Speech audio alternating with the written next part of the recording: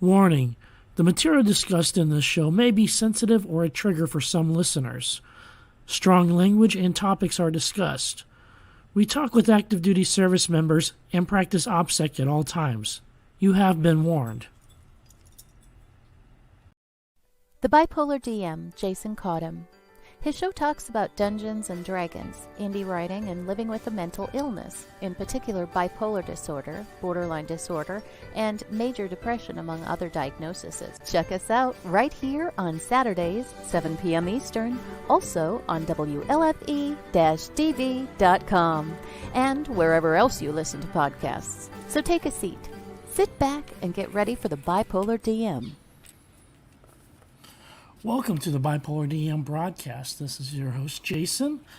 This is a show about Dungeons and Dragons, indie writing, and living with a mental illness, in particular bipolar disorder, borderline personality disorder, and major depression, among other diagnoses. If you want to contact me, you can reach me by email at thebipolardm@gmail.com or visit my webpage, www.thebipolardm.com. There you'll find previous episodes of my podcast, links to my live show and previous episodes of that, as well as resources on independent writing, Dungeons and Dragons, and mental illness. If you are a fan of Facebook, we do have a Facebook fan page, and that handle is at BipolarDM. This is a bit more up to date than our web page, just because it's an easier platform for me to work from on my phone or wherever to post videos, articles, and other items onto that site there. If you are a fan of the show, we do have a group page, and that is called the Bipolar DM Nation, and that is a private group that's free to join up. All you have to do is agree to one rule, which is to respect other people, or respect everyone, really. Just show respect.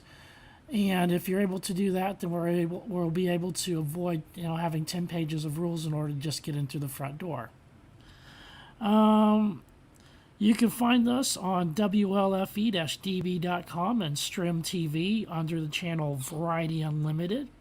Be sure to check out our other shows on WLFE-DB, such as Across the Pond, Meet the Authors, Metal Mayhem, Creepy Parlor, Unfiltered Talk with Bryce, Where's My Sage, and Rainbow Soul, among other shows. We are also a proud supporter of Safe Space. So if you're having a crisis or going through some issues right now, we are a safe space for you to go to turn to for help. We're not psychiatrists, we're not doctors or anything like that, but we're here to listen, and we have resources available as well. If you go to WLFE-DB.com, click on the Safe Space button, which is very prominent on the page, and there you can get hooked up with several resources that we have available for you for whatever problems that you might be going through at the moment. The Veteran Podcast Awards are coming up. Actually, the voting will be coming up soon. Registration is going on now through July 31st. Voting begins for your favorite Veterans podcasts on August 7th and goes through until September 10th. And then winners will be announced on 5 October 21. This is open to all branches of service, whether you're active duty or a veteran. Also military spouses as well. As long as you have a podcast that can be verified on Apple, iTunes, and a DD-214 or some other documentation to prove that your status as a veteran, that is all you need in order to get signed up. The webpage is www.veteranpodcastawards.com. And again, voting begins August 7th, so be sure to vote for me. Vote for your favorite veteran podcaster. We got about at least 19 categories that are going to be available for veterans to win in. And I'm really proud to be supporting of this and to be a part of it as well. And news and noteworthy, under Bipolar Dragons, we've been having a little bit of a fight with Sony and UMB as far as their claims that the music that we've been using in our introduction is copyrighted, which it's not. I even posted something that was created by one of our players just to see what would happen, and that got gigged too. So they're blocking me on everything that I do that has music, and it doesn't matter whether or not they have any claim to it or not. UMB has released their claim on several of the videos so far, but Sony's still holding fast and refuses to let it go, even though they're in the wrong, and they're clearly in the wrong. But that's just the way it is with them in big business. That's all I got in news and noteworthy. Today's show, we're going to have an interview with Guy Sclanders. He is from South Africa, but actually living in London right now. So this is a pre-recorded interview, just because if he was to try to do the show live, it'd be like 1 or 2 o'clock in the morning his time for that. So it just wasn't going to work out. So we pre-recorded it this past week, and let's go ahead and bring that up. And the Bipolar DM on the line here with Guy Sclanders. Has that pronounced correctly? That's it. Absolutely. Well done. Outstanding. Let's just go ahead and jump right into it.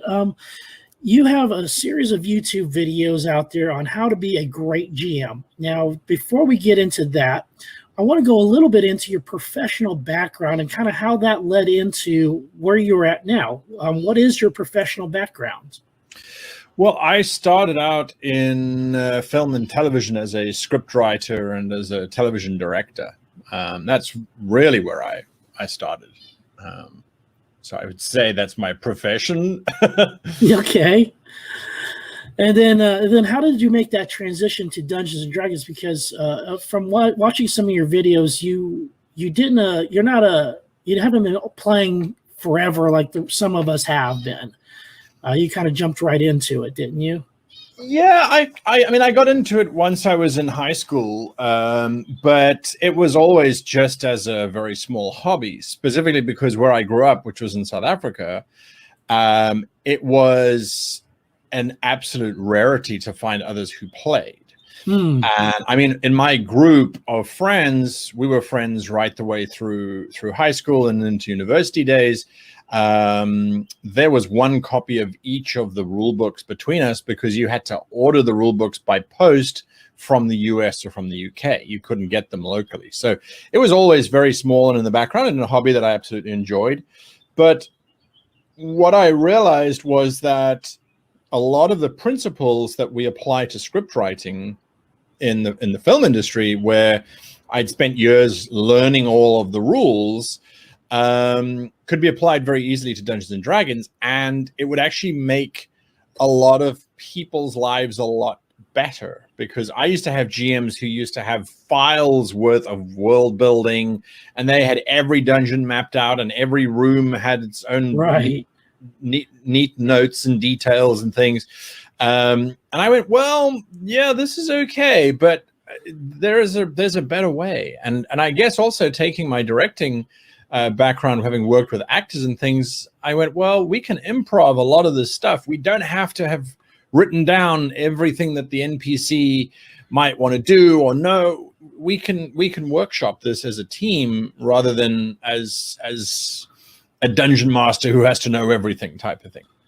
Yeah, and that's actually what I've been finding too, especially from your videos, and helped me a lot in my own quest as a dungeon master, to where I don't have to over prepare like I used to. That I can rely on my improv skills and a bare bones outline, and have a great adventure without going into, all right, what's the name of the tavern of tavern number 3, and this guy over here who's selling fruit, what's his background? It's great how you go into it with a let's explore this world together kind of mentality, and I really enjoy that, especially with your method of doing Dungeons and Dragons. Now, how did you get into Dungeons and Dragons in high school? Because I mean, like you said, it's a rarity that where you're from to have Dungeons and Dragons. So how did you get into it? My best friend at the time, he was writing up a character sheet and I during class, and I remember asking, oh, what are you doing? And he said, oh no, you wouldn't understand. It's too complicated. And I didn't take too kindly to that. I wanted to know what he was doing, and yeah. So eventually, he and his brothers, because he came from quite a large family, they used to role play, and his eldest brother was the DM. And eventually, his eldest brother went, all right, he'll run a game for us, for all the youngsters to play in. And that game, the DM in those days, he was incredibly strict. We had to have a calendar to track the days. If we had to even look at our spell that we wanted to cast, he would say it fails. The wizard has to learn the spell. You should learn the spell. You should know what your spells do. He was very, very strict, which I didn't know any better at the time. I assumed that was that. And he was one of those DMs who had lever arch files worth of stuff. So wherever we went on the map, he could just turn there and go there.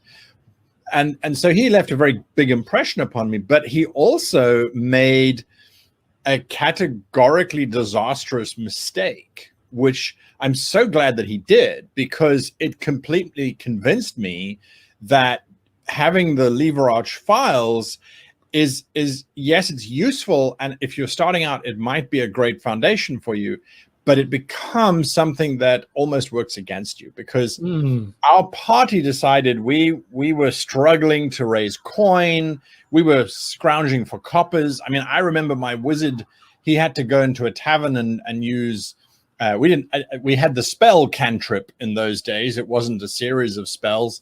And he had to use cantrip to try and raise tips from drinkers to earn a few copper coins to get a dagger or to do it. So we were really struggling. Anyway, one of our quests was to go into a sewer and clear out an infestation of kobolds, which we did, but they had taken over a lair within the sewer. So once we cleared out the kobolds, we went, you know what, this is a great base for us. We don't have to pay tavern fees. No one comes down here, because that was all of the law that the DM had set up. So we took over that space, and that became our focus. So suddenly we weren't earning copper coins to buy daggers. We were buying chairs and tables and doors and curtains and stuff, which the DM got so frustrated with, because he went, but this is not Dungeons and Dragons. This is The Sims, before The Sims was even a computer game. What are you guys doing? But we were having fun, and instead of rolling with it and realizing that he could put that sewer under threat, and that would have been a great adventure for us, he could have done anything. If it meant protecting our sewer, we would have done it. And all that he did was we went off on some adventure, and when we came back, he said the entire place has been flooded out by some severe thunderstorms and is no longer accessible. And we stopped playing. We were like, well, that was ours, and now it's gone, and we're done. So that was a very valuable lesson for me, to realize, hang on a moment, it's not your story as the DM. You are there, you have an integral part to play, but you're one of many. And this is definitely the needs of the many outweigh the needs of the one, type of scenario. Yeah. And I liked how I can't remember if it was you who had said it, because I've seen so many videos where it's the DM comes up with the plot, but it's the characters or the players that come up with the story. And that you have that balance that you do between the two. Absolutely. I even, and this is what I have loved about doing the YouTube channel, because I think I've got over 600 videos on there now. Easily. It's been going for so long. Yeah. And when you watch the first few episodes, it's very much using script writing mentality and coming from a Hollywood perspective. And then I had a paradigm shift about 3 years ago, where I went, actually, there's a slightly different format that we need to use for role playing if we're looking for formats and structure and stuff. And I would say probably a month ago, I realized, hang on a moment, we're actually thinking about this completely wrong in all directions. The DM isn't responsible for the plot either.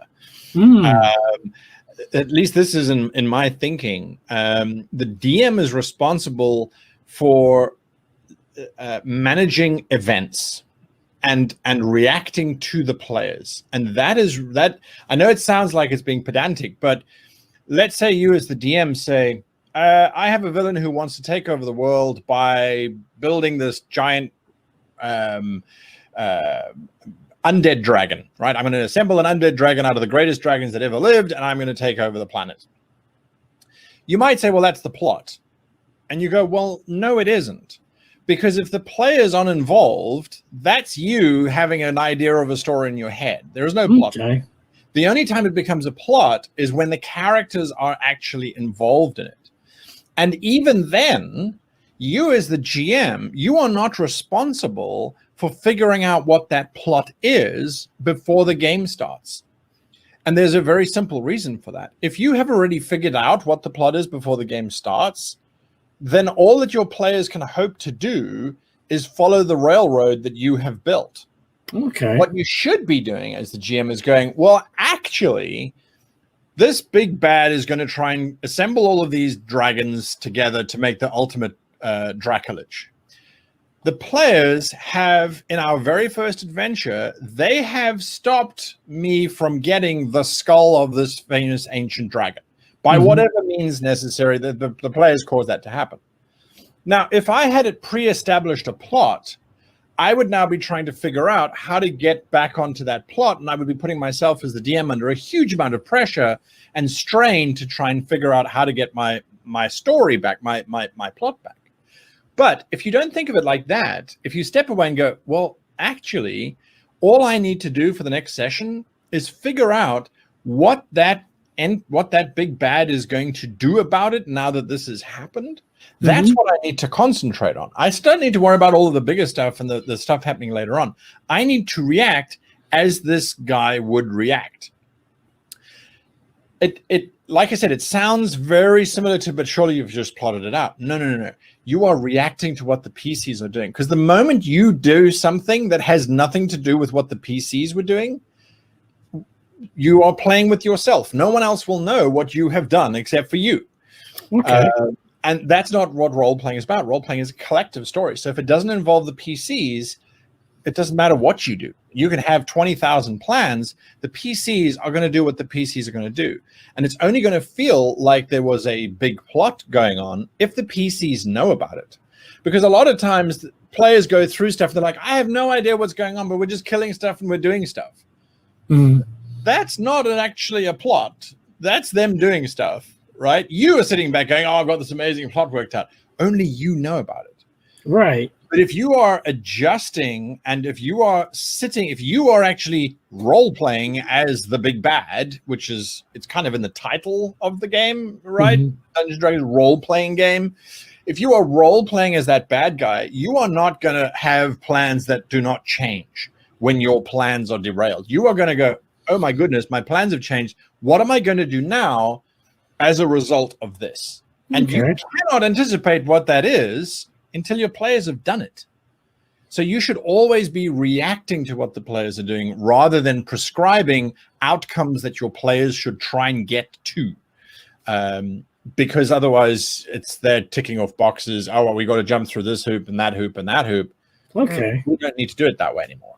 That certainly does take a load off of the dungeon master too. So you're not having to come up with every contingency, because I've had so many games go off the rails where the players have just come up with something way out of left field, right? And then go off in a different direction. And I'm looking at my notes saying, well, okay, we don't know what we're going to do now, but we'll just roll with it, And so, I've found over the years as a dungeon master that if I step back on making everything written down, everything plotted out, everything planned out, all the contingencies, if I step away from that, the game is a lot less stressful for me and a lot more enjoyable for the players because it feels like it flows naturally too.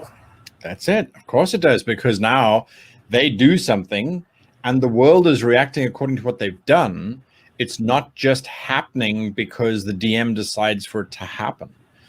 There is a decided feedback of the player does X, Y is now going to happen because of what they did, not because the GM went, well, at this point, this has to happen.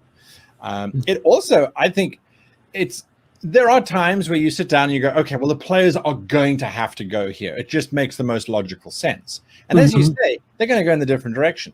So whether you have plotted out 50 contingencies or 100 contingencies, they will find something that you didn't anticipate, because there's 4 or 5 or 6 of them doing their own thing, and they don't have any of the knowledge that you have. So, and you don't have any knowledge that they have.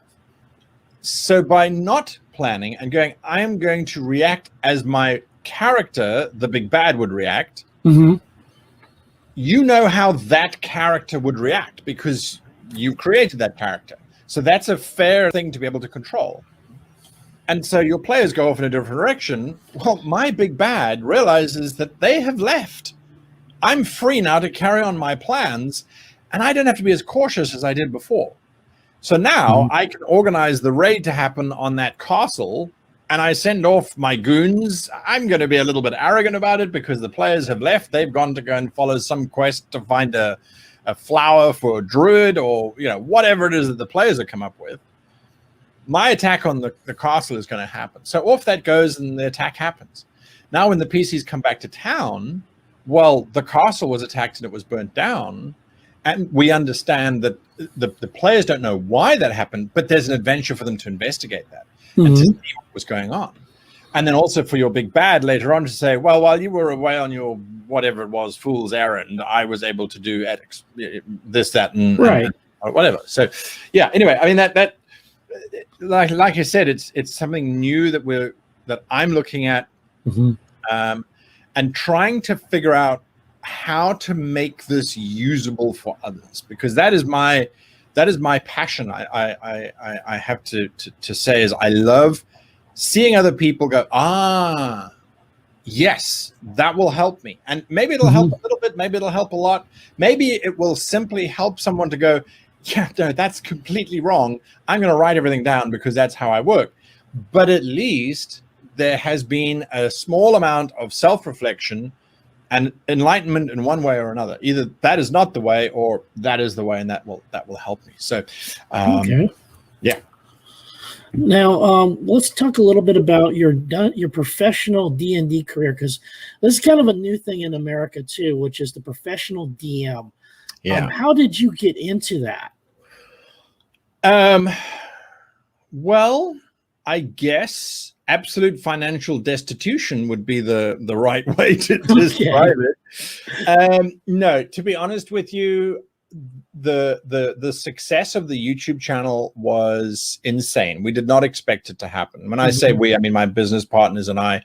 The channel had started to get to a point where we had like 2,500 subscribers suddenly, and we said, okay, well, people are interested in what I have to say, and there is an opportunity here for us to maybe pay for some new gaming books in the future with the income from the channel.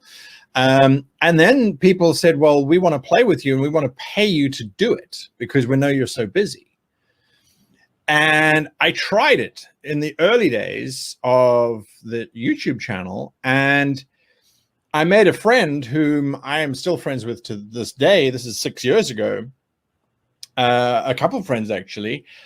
But I also realized that I absolutely hate being a DM for hire, because now you're beholden to people who are paying you money to give them a good experience. So now you are no longer playing the game. You are now performing the game. And there's a difference. There's a difference. It's right. You can't just make a mistake and go, oh, well, sorry, folks, your characters all died. See you next week. These are people who are paying you money, and they expect certain things in terms of a great game. They expect you to live up to your reputation of being a good DM. So there is a lot of pressure on that side. But then you're also selling a service. And if you're selling a service, that means whatever you're selling needs to be better than the person next to you. So you've got to suddenly do battle maps, you got to do this, you got to do that, you have to present the playing space, as it were, as a kind of a business. Right. And so I stopped that after a while. I was like, no, I want to still enjoy role playing. I don't want to see it as this is my 9 to 5. Accountants don't go home and continue doing ledgers and entries for fun. It's their job, right? Right. And I didn't want to muddy the waters too much on that. So, but after a while, I went, okay, well, let me dip my toes back into that space, realizing that professional GMs are a thing. And as far as I'm concerned, everything that we do as humans, when one person seems to have more knowledge or more ability than another, it will be turned into a financial thing one way or another. Mm-hmm. It's going to happen. So you might be a DIY person, but you will probably still hire a DIY person to come in or a handyman who's actually got training and who's got right skills and stuff to do that for you. We pay sportsmen, we pay theater actors, we pay people to do what makes or brings us joy. That's just how it works. So with that sort of mentality, I went in and said, okay, let me see how I can help continue to inspire and to educate people, which is kind of our channel's mantra, but also to give them a good time and to play and see what's happening. So now I run a game. I just run the one game on a Sunday for a group of fantastic gamers.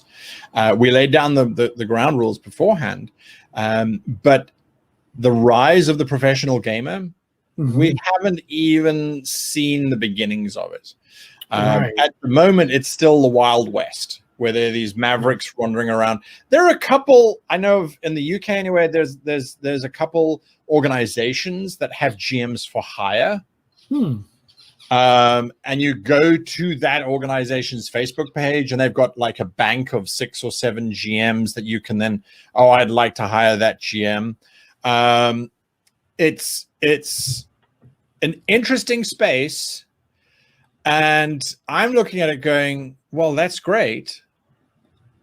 But there's also part of me going, this is my livelihood. That's what I've turned into my new career, is running the YouTube channel and writing books on how to be a better GM. Do we need to start introducing standards? Do we need to start saying, well, this GM really knows the rules on that rule system, but not on that rule system. So you should be able to hire this GM at this rate, but that GM at that rate. I mean, I can see that is definitely where it's going. Right. You look at the rise of esports. And in the last 10 years, esports went from nothing to now being major channels on ESPN and a growing space. And they've had to do exactly the same thing. I mean, thankfully with computers, they already had ranking systems. But to really build it up into a space where the average person wants to participate, those rankings have to be valid. And I yeah, and how do you quantify something like that? I mean, sports is one thing. You can quantify batting averages, goal averages, stuff like that. But how do you quantify your DM skills, as a storyteller? And that's a very tricky thing to do. It's incredibly subjective. You are absolutely right. So you can quantify rules knowledge. That's easy enough. Here's an exam, write your exam, and whether you get 50 out of 100 or 100 out of 100, that's your rules knowledge. But you can have someone who knows the rules perfectly, and they will be an absolutely awful DM simply because they don't have the other side of the skill set, which is the personal side of the skill set, right? So I do a show. We've just launched it. I think we're on episode 6 of this week of this recording. Is it a Circle World Builders? No. So that's a collaborative event. So this is GM Training Grounds. Oh, okay, that's a new one. Yeah, it is new. It's a live show on Thursday. For you, it's like in the morning in the US. I think it's like 10 a.m. Pacific time on a Thursday for us. And that is where GMs come in. They run a game for 90 minutes. And the players then give them a score. And we worked out a score sheet. I think there are 25, I stand to be corrected, but I think it's somewhere around 25 different aspects that you get a score on. And your players all give you a score. And the objective of the series, anyway, the YouTube series, is that GM will come back a second time. And they are not competing against the perfect score. They're not looking to get It's out of 25 in each of the categories. They're not looking to get 25 out of 25. They're looking at getting, my score for the first session was, say, 10 out of 25 for NPC descriptions. So that means that when my players walk up to an NPC, I just start talking at them in an accent, but I don't describe what they look like or what clothing they're wearing. So I don't give them information on that side. So I want to improve that score. So the scorecard allows you as a GM to go, okay, I'm not particularly good at pacing. And I can see that because my players voted me down in pacing. But I am really good at my descriptions, because in the story section where there's a description mark, I did pretty well in that one. So next session, I'm going to work on my low scores. So that's the goal of Training Grounds, is for GMs to come in, get their score, and then try and improve upon it the following week. We are not setting it up to go, well, this GM is the greatest GM in the world because they scored all of these points. Look at them. Aren't they amazing? No. Yeah, and they beat everybody else out. Yeah. Right. That's not the goal. The goal is to say, this is what you did. You can be better next week by just focusing on these few points. Nice. So it's an interesting one. But what it did for us was we said, you know what? This is something that we can see as being the basis for a ranking system. Because now all of a sudden, it is a ranking of your peers. Now, unlike, say, sports, where your batting average, you and your buddies can have a batting average for you playing baseball in the backyard, but that doesn't mean anything on the professional circuit, right? You have to be judged by your peers in the professional category, in a professional space, to actually get your professional score. So we're not there yet, but at the moment you go, well, everybody who role plays, and it doesn't matter whether you've been role playing for 10 years or for 10 minutes, you will know whether your GM is good or not, because did you have fun at the end of the day? You know, and by breaking down into multiple categories, you start to figure out where that fun came from to a degree. But yeah, so is the scorecard, is that what was available on your website under the? Okay, I was wondering about what that was, because I'd seen it, couldn't make heads or tails of it, and I was like, oh, this must be something else I haven't seen yet, and so I kind of filed it away over on the side here while I was downloading some of the other goodies that you have for free on your website. You have some great resources on your site, especially with the world building and plots and stuff like that. Some outstanding resources. Let's see. Now, getting back to your YouTube channel, what is it that you do? How does it? I mean, you've been doing this for 6 years. I mean, how do you keep content fresh? Well, I think you could say the same to any DM. How do you keep your adventures fresh? Because after a while, you've done the Goblin adventure, you've done the Ogre adventure, you kind of have worked your way through all of the monsters in the manual. How do you keep it fresh? And I think, I won't lie to you, there are times where I have sent an email to my business partner going, I don't know what to talk about next week. I haven't got, we've done everything. And he very quietly goes, well, have you done this? And I'm like, yes, we did that twice. Well, have you spoken about that? Yes, we did that 3 years ago. We've done this 3 years ago. It doesn't happen very often, but it has happened, I would say, at least twice in the 6 years. But invariably, some point before the video is due to go up, I sit back and I go, you know what? I know I've spoken about this before, but I realize that what I spoke about, having spoken about it, I learned something, and that is something new that I can add to the conversation. So like with this whole new approach to planning your sessions, we've gone through 3 different iterations now of planning your adventures.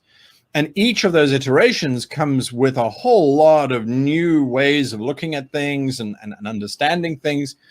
And so that I think is really where it comes from. Is they always say, if you don't understand something, teach it. Because your students will ask you questions that you hadn't thought about. And if you're a good teacher, you will go away and you will try and find the answers to that. And in doing so, you will learn that. But also by teaching it to people and going it over and over it again, it's sitting in your head, and you're able, I think, to be able to see connections that you didn't necessarily see before, because our brains are creative and are looking at something, you say, well, I've said this, but is this absolutely right? Can I look at it in a different way? Can I try this angle? So yeah, I think that's where it comes from, is just learning whilst doing, I guess. Okay. Now, just to transition now, let's go ahead and talk a little bit about, you've done a lot of videos on this, so I'm not going to expect a huge answer, but maybe just kind of boil it down to what is it that really makes a great or good DM or game master? What's the kind of the main quality that you think that really stands out that helps with dungeon mastery?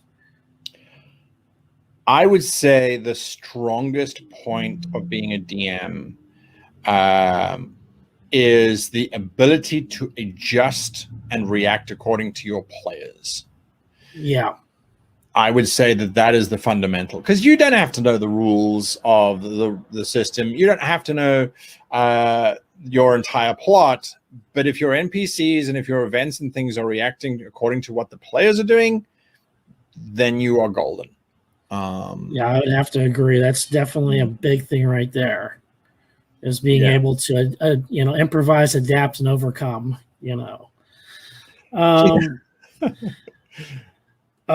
This is kind of a side one. Now, I grew up in Japan, and I saw that you had my dad was in the military, so I was in Atsugi, Japan, 2 tours of duty there. What got you out there? How did you end up in Japan? Wow. Japan has been one of the most influential experiences of my life in the most dramatic ways imaginable. A fan of the channel was watching the show, and he lived in Japan. And he decided that he wanted me to go and work with him in Japan. And so he invited me over there. And at first I went, now we can work via Skype or Zoom. I mean, this was kind of in the early days of Skype and stuff. And I went, no, I don't have to go to Japan. I can stay here in South Africa, simply because I had very little interest in Japan. I'm not someone who has a huge amount of interest in Asia. If the job had been to go and work in Egypt or in, let's say, Italy, I would have been there immediately, because I love the history and the ancient cultures there. But Japan had never been on my radar. Anyway, he got me to go over there for 2 weeks. He's like, well, come over for 2 weeks. We'll explore and we'll talk about business opportunities and so on. And I went over there, and I think I was converted to wanting to live in Japan within the space of walking from the airplane to the exit of the airport. And Narita Airport. yeah, absolutely. It was so funny because it made such a big impression on me. I went over there and I started working. After 6 months, we realized that my approach to working was not compatible with the Japanese approach to working. And also a valuable lesson that I have had to learn twice is that I cannot do my YouTube channel and work full-time for somebody else. My YouTube channel is my child and will always take priority over anything else. So I had to learn that lesson twice, but I have now learned it. I will not work for anyone else whilst I have a YouTube channel going. So I stayed in Japan for 2 years, and at the end of the first year, I was literally on the brink of killing myself. It was an awful experience for a whole bunch of reasons. And by the end of the second year, I didn't want to leave because I had worked through all of the dark space and had come out on the other side, realizing, hang on a moment, this is absolutely amazing. And during that time, I got to work with Wizards of the Coast, running a stream specifically for them, for their new books that came out, Ghosts of Saltmarsh and Descent into Avernus, which was an interesting journey in its own. And then, yes, I had to leave Japan and move to the UK. And I've been in the UK now for a year and a half. And let me tell you, whenever I pass a Japanese-styled restaurant, I kind of check in. I look at the menu. I look at the rice they're serving, and I'm like, well, that's not the right rice. Or, nah, don't do it like yakisoba. that. Yeah, I mean, I'm the exact same thing with me too. It's like I go to a restaurant, I judge them based on if they got yakisoba or not, right. and how good their chicken katsu is. So that's it. And the katsu is so, it's so easy, and yet it's just seems to be so uniquely Japanese. Yes. To get it right. I must admit though, one of the things that I always loved about traveling the world is that if you go to South Africa and you order Portuguese food, it will taste like Portuguese food. If you order Indian cuisine, it will taste like the Punjab, or it'll taste like wherever it comes from in India. If you order Mexican food, it'll taste like it's from Mexico. South Africa is very good at being multicultural, but also preserving that multicultural flavor. Yeah. Moving to Japan, they're the exact opposite.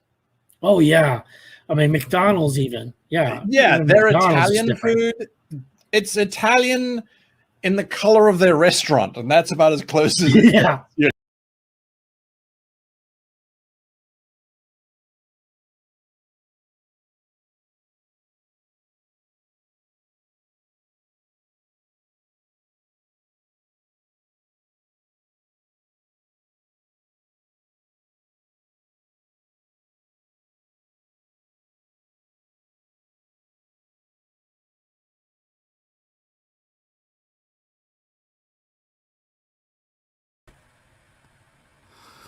Okay, not exactly sure what's going on here.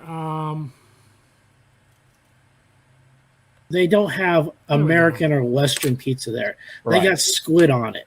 They got all kinds of other things on there that you wouldn't even think of being on a pizza. Right. And that's just them adapting and making it their own. Yes. Just like anything else they have over there. I mean, a true Western restaurant wouldn't do well over there because the palate of the Japanese aren't wouldn't take it. Yeah, so. Absolutely. Well, I mean, I went and had tonkatsu here the other day in London, and I took a sip of the broth, and I was like, no, I can taste roast pork here. The flavors are too strong. There isn't these subtle flavors that shouldn't be there. I don't know. You can't compare.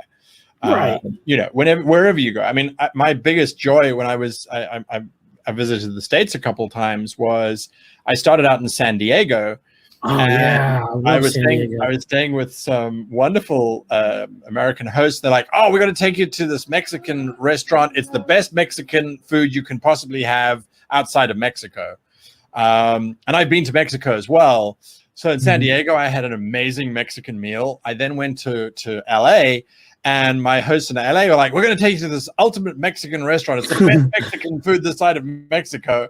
I had great Mexican food in Mexico. And then I went to Minneapolis, and they're like, we're taking you to this ultimate Mexican restaurant. It's the best Mexican, and it was great in all three cities and slightly different in all three cities as well. Yeah. And Tijuana too. And Tijuana is different. Yeah. So no, it's fantastic. Yeah, I love traveling. I mean, being a Navy brat, I've been the road to Spain, been to Japan 2 tours, San Diego. I mean, all over the place, and absolutely loved it. And then I did a tour duty in the Army. Got sent to Walter Reed in Washington D.C. Oh man, that was a rough gig. Oh no. D.C. is a nice place to visit when it's daylight, but you do not want to be there after dark. Is that right? Yeah. So, I mean, if you ever go to DC, do it during the daytime, stay near the mall, don't wander, and when the sun goes down, get to your hotel room as quickly as possible. Gotcha. One last thing I want to do to tie it up before we end this is I want to talk about your book now. It's been out for a little bit now, which is The Complete Guide to Epic Campaigns. Right. Do you have a follow-up book that's coming out about, along those lines as well? Who have you been talking to? I'm a writer. I've written 2 books myself. There's always another book There's in always the another work. book. I'm laughing because this is my last week of freedom. Because next week I start on the new book.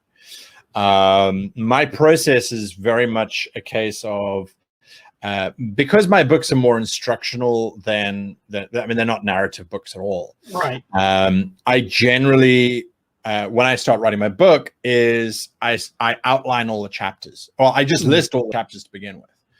And then I go back and I explore whether those chapters are relevant and that sort of thing. So next week I start filling in all of the chapters. So yes, I don't have a name for it yet, because the complete guide to epic campaigns, the more complete edition, is just a little bit wordy, I think, and kind of contradictory to the notion of complete. But it is going to take the form of being even more hands-on than Epic Campaigns was, in terms of helping you as a GM, as it doesn't matter what role-playing system you'll be using, to discover how to have fun whilst doing all of the background stuff, which a lot of DMs and GMs, they think they enjoy it, but then it becomes a mountain of work. And I see a lot of burnout happening. I see a lot of that kind of stuff happening. So this book is going to be taking fundamental ideas, trying to translate them into simple, actionable things that you can do and that you can learn to do, so that when you're then running your game, it's easier to do that stuff and it becomes as easy as rolling dice, rather than now having to stress over this NPC or this action or this, et cetera, et cetera. So yeah, so I start that, and the other benefit of I have, I think, is that every YouTube channel that every YouTube video I make is either a potential chapter or it's a paragraph that I'm going to include in the book anyway. So it's a lot simpler, I want to say, for me to put together the book, because I'm sort of pulling out all the stuff that I have already covered. You've already done all the research already and done all the work on it. So that's great. Although you look at it and you go, yeah, I have already done the research. For the last 6 years, I've been doing the research for it, but yeah, so that's exciting. I'm always excited when I start this process, just because when you're writing stuff down, you sit back and you go, well, I've just said this sentence, but how do I know this sentence is true? How do I know this is actionable? Or you write it down and you go, well, that's great. I know how to do this, but how do I tell somebody else how to do this?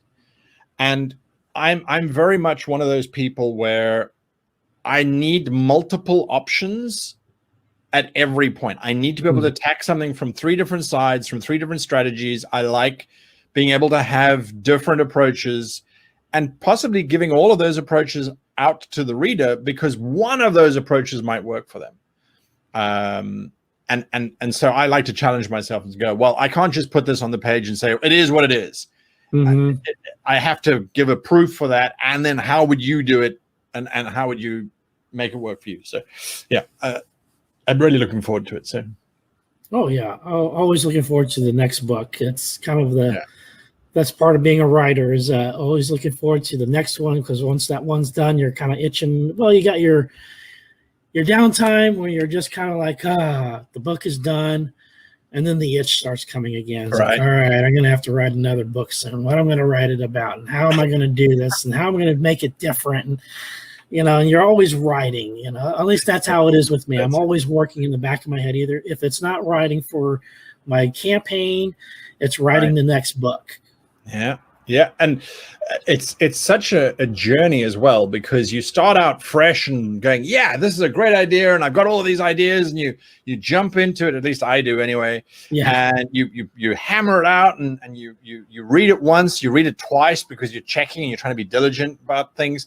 Then you hand it off. I have some amazing editors that I give my copy to, and they read it, and they come back and it's covered in notes. You go, yes, I can work through these. This is great. I love feedback. Give me more notes. And they give you more notes, and you incorporate it. And then you get to a point where you're like, okay, this has to stop because you can only rewrite so many times. And this has got to go for layout and it's got to go for presentation and all that kind of stuff.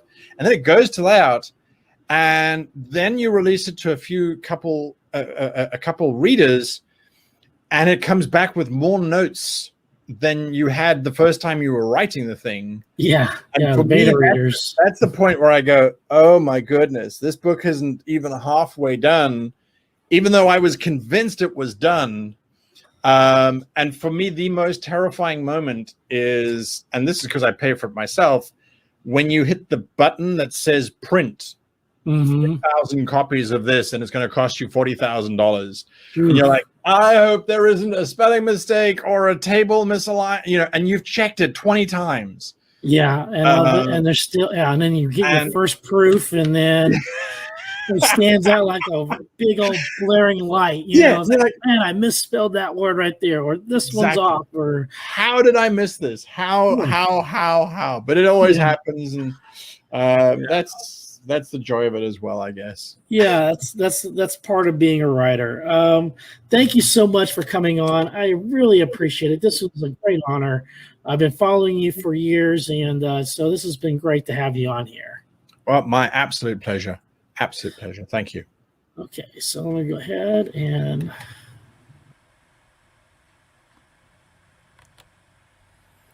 okay. Sorry about the video. Unfortunately, just because of the way StreamYard's set up, and I've tried a couple different ways to get the video to work, but at least the audio was spot on, except for that little glitch that we had a few minutes ago. Thank you so much for tuning in, though. Really appreciate all of you that have been watching our videos. Really appreciate every single one of you. Watch us live Saturdays at 7 p.m. Eastern Standard Time here on WLFE-DB.com, Stream TV on Variety Unlimited channel, as well as Facebook and Facebook on the at Bipolar DM. There's where you can find me.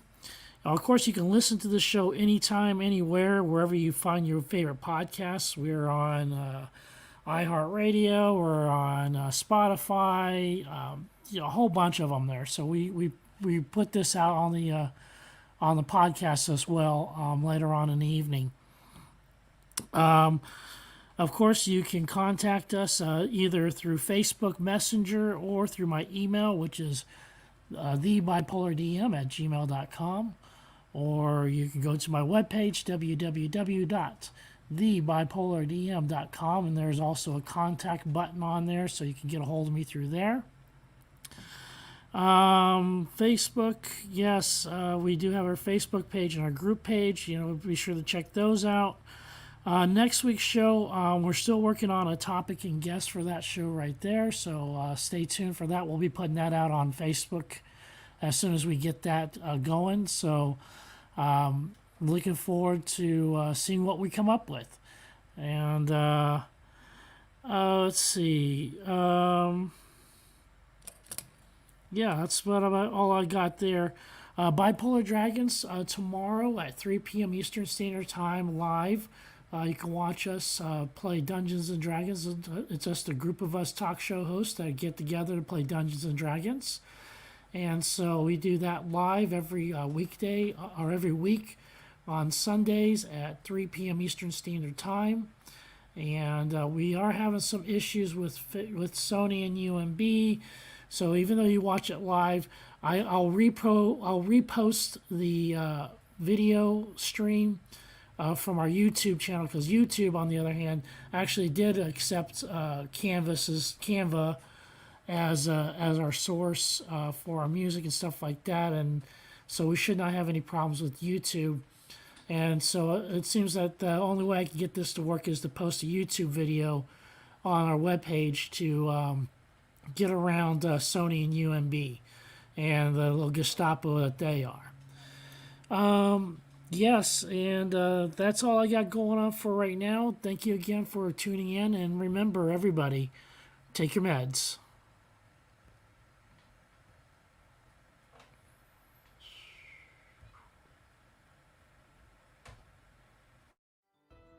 Thank you for listening to the Bipolar DM. They love sharing thoughts and ideas.